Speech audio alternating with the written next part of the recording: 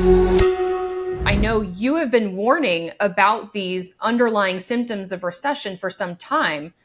The Fed chose not to cut in July, and then 2 days later had this jobs report that wrecked the markets for a moment. Where are you? Are they okay to wait until September to cut? Do you want to see something from them in the meantime? At this point, it would be akin to yelling fire in a crowded theater. If they were to come in with an emergency rate cut, those are usually reserved for kind of end of the world type of moments, financial pandemics, financial crises, credit events. So I think at this point it would do more harm than good. I was strongly of the mind that they should have cut rates at the July meeting. At the podium, when he was pressed, Chair Powell did acknowledge that there was a discussion about whether or not to cut rates in July. So you know that even though the decision was unanimous, there were no dissents, that there were some who believed that they should have started in July. I think that a pragmatist would tell you, there's a company named Macro Edge. They're very visible on Twitter. I still call it Twitter, sorry. But there's a company called Macro Edge, and they do a very transparent job of tracking job cut announcements. We've had an average of 100,000, more than 100,000 job cuts announced over the last 4 or 5 months here in a time of the year that is typically benign. Usually you see your worst month of the year be January. That's kind of when the CEO and the CFO come in and clean house. But April was worse, and it's been just awful ever since then. For heaven's sake, we're 7 days into the month of August, and we've already seen 40,000 job cuts announced. We're talking about Jay Powell here. He founded the Industrials Group when he was at the Carlyle. He speaks to a lot of CEOs. He knows that they're in the process of reducing their headcount. So just in terms of data on the ground, anecdata, it's all around him.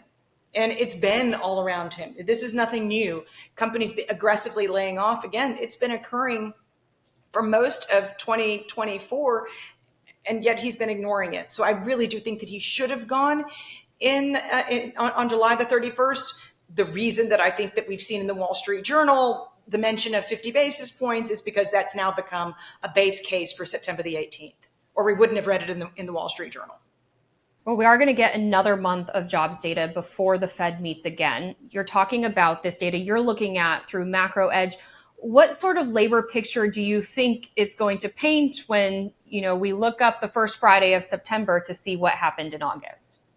I mean, anything is possible with this Bureau of Labor Statistics. I'm done guessing what they're going to do and what they're going to report. When the data is eventually revised by law, we see where it really, really is. For me, at least, because there is this systematic downward revision of the data, I just feel like it's a politicized institution at this point. And I don't say that lightly, and I'm certainly not trying to be insulting to anybody inside the organization, but you typically see the unemployment rate continue to increase after it stopped rising by 1/10 of a percentage point.